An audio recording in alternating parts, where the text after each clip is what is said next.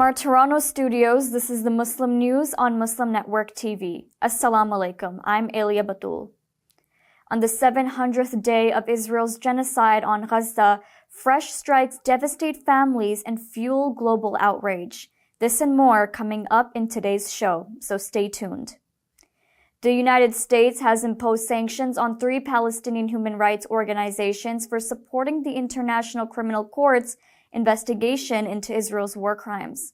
Secretary of State Marco Rubio announced the move against Al-Haq, Al-Mizan Center for Human Rights, and the Palestinian Center for Human Rights.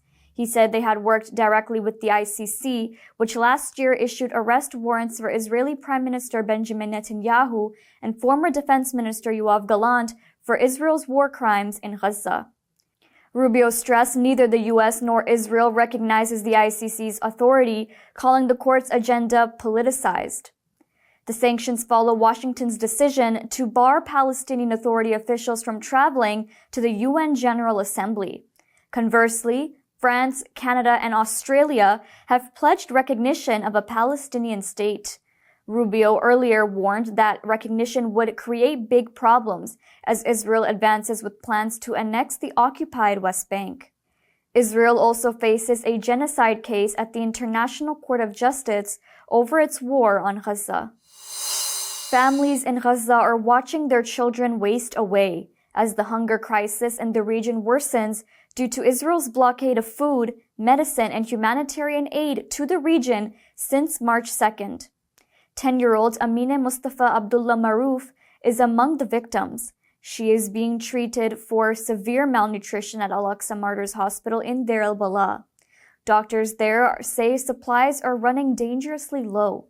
The Palestinian Health Ministry in Gaza reports 6 starvation deaths in the past 24 hours, including of a child.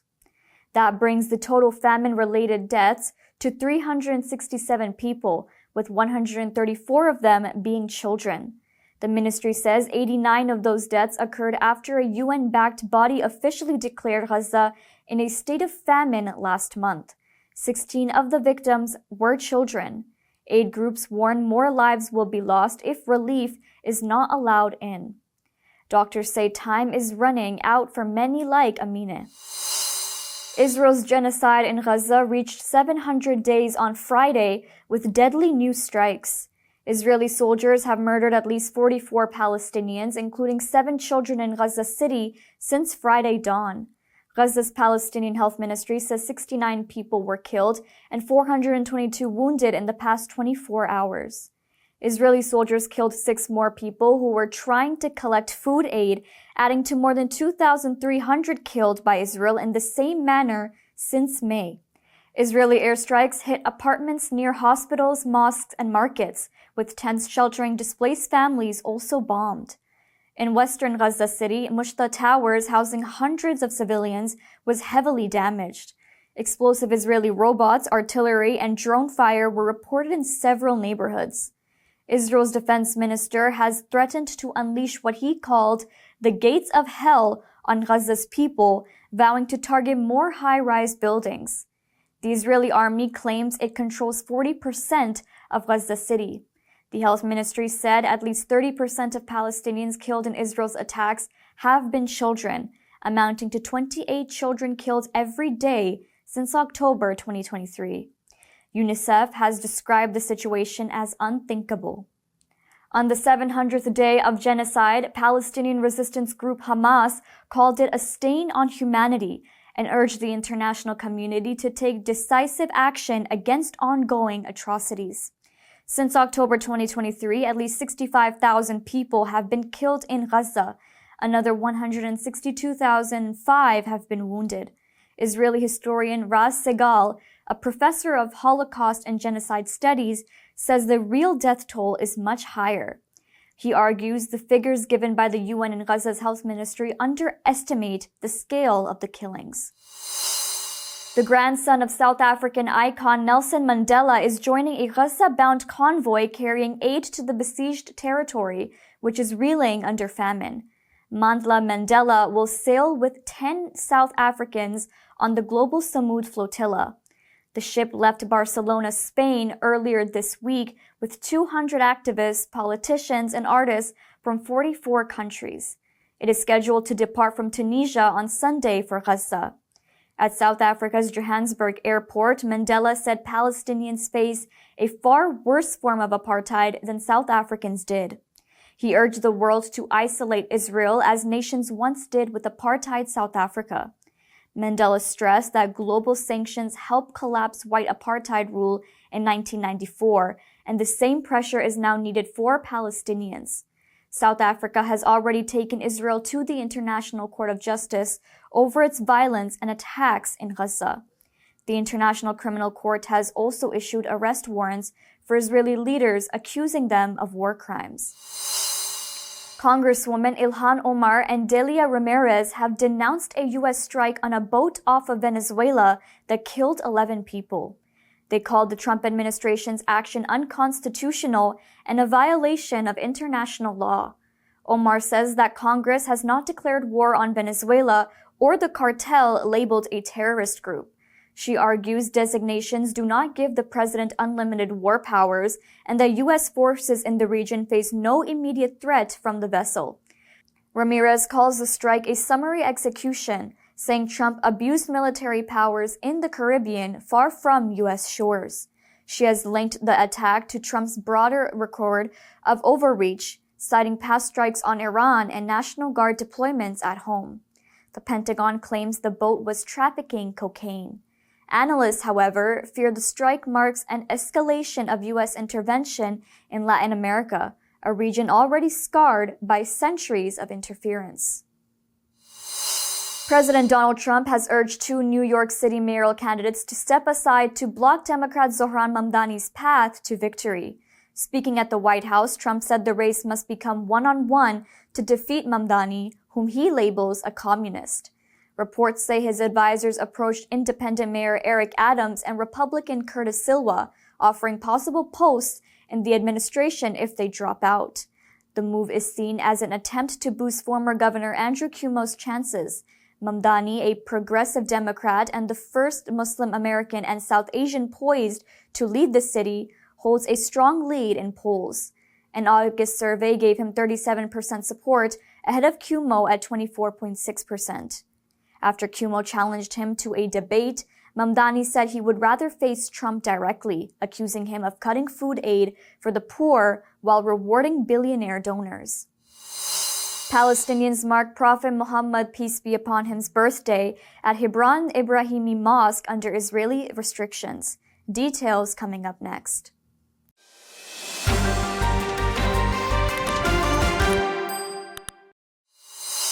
Welcome back. Officials in Washington have filed a lawsuit against President Donald Trump over what they say is his illegal deployment of National Guard troops to the city. Attorney General Brian Schwalb says the move violates the 1878 Posse Comitatus Act, which bars the use of the military in civilian law enforcement. He warns that it amounts to an involuntary military occupation. The suit follows a recent California ruling that Trump's use of the military in protests in Los Angeles earlier this year was unlawful. Despite that, more than 2,300 guardsmen from 7 states remain deployed in the U.S. Capitol, many deputized by the U.S. Marshals Service and armed with assault rifles. Schwalb says no American city should be policed by out-of-state troops untrained in local law. He adds that what is happening in Washington could happen elsewhere. The White House has defended Trump's actions, saying the deployment is within his legal authority to protect federal assets and curb violent crime. A Maryland school board has repealed its anti-racism policy after nearly 5 years, drawing strong opposition. Calvert County Public Schools voted unanimously to scrap the measure, which had been adopted after the 2020 murder of George Floyd, a black man in Minneapolis, by a white police officer. It had been designed to address systemic racism, discipline disparities, and acknowledge white privilege in education. Former students, parents, and activists are warning that the move sends a dangerous message that some children are less than others. Board members are defending the repeal, claiming that the district's existing anti-discrimination rules are enough. They also argue that singling out racism elevates one form of bias over others. The National Association for the Advancement of Colored People, or NAACP, called the repeal a step backwards and has vowed to keep fighting the rollback. Thousands of Palestinians gathered Thursday at the Ibrahimi Mosque in Hebron to celebrate the birthday of Prophet Muhammad, peace be upon him. The event took place under tight Israeli restrictions. The celebration, organized by the Palestinian Ministry of Endowments and Religious Affairs, filled the mosque's minarets with chants and hymns.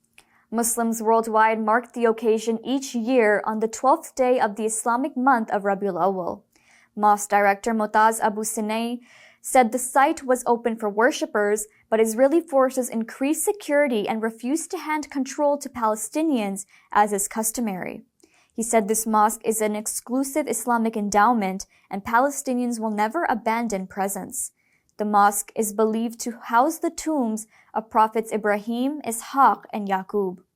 After American-Israeli settler and terrorist Baruch Goldstein murdered at least 29 Muslims, including children, as they prayed in the mosque in Ramadan 1994, Israeli authorities divided the site. Muslim access to the mosque was reduced from the entire space to around 40% of the house of worship. Israel gave the other 60% to Jewish worshippers. In 2017, UNESCO recognized it as a Palestinian World Heritage Site. 6 Kashmiri workers were killed in a landslide in the northern Indian state of Himachal Pradesh. Officials say they were asleep when their shelter collapsed under debris. 5 others were rescued. The victims traveled from Indian-occupied Jammu and Kashmir to work in the neighboring Indian state. Back in Kashmir, heavy rains have deluged rivers and triggered flooding. Apple orchards and crop fields in Pulwama, Anantnag, and Kulgam districts have been devastated. Homes and roads also have been damaged. Railway service between Jammu and Katra remain suspended for a second day, with schools closed as well. Authorities say more than 9,000 people have been moved to safer areas. Emergency supplies are being distributed. Water levels in the river Jhelum are now receding after rising dangerously in Srinagar, the capital of Indian-occupied Kashmir, and nearby towns. Experts warn that unplanned construction, mining, and deforestation have made the Himalayan region more vulnerable to disasters. More than 1,000 people are feared dead after a massive landslide struck a village in Sudan's Darfur region. The disaster hit Tarsin village in the central Darfur state following days of heavy rains. Officials from the Sudan Liberation Movement say more than 370 bodies have been recovered so far. Many victims remain trapped under rocks and swept away by floodwaters. Videos shared on social media show villagers digging through rubble with bare hands. The group said Tarsin lies in a deep gorge with fragile volcanic soil that collapses quickly after rainfall. Sudan's transitional authorities say resources are being mobilized to help survivors, but access to the remote mountain area is limited. The landslide adds to the suffering in Darfur, which is already scarred by years of conflict and displacement. Rescue workers fear the death toll will rise as recovery efforts continue. Global government bonds are under heavy selling pressure. Investors are nervous over the U.S. economy, tariffs, and looming interest rate cuts. A federal court in Washington ruled that President Donald Trump exceeded his authority on sweeping tariffs. Experts say if the Supreme Court agrees with the lower court order, billions in revenue could vanish. Meanwhile, the Federal Reserve is expected to cut rates on September 17th. Trump has pushed for rapid cuts despite inflation and weak employment. Analysts warn this could fuel long-term yield increases. Economists say fiscal deficits in the US, UK, and Japan are adding to the pressure, with investors shifting from bonds to gold and silver. Scientists at Aarhus University in Denmark may have discovered how Parkinson's disease begins. They have found that a protein called alpha-synuclein can drill tiny flickering holes in brain cells. But instead of killing the cells immediately, the pores act like revolving doors, slowly weakening them. Scientists watched the pores open and close in real time using an advanced imaging platform. Researchers say the damage may explain why Parkinson's symptoms, such as tremors and stiffness, develop gradually.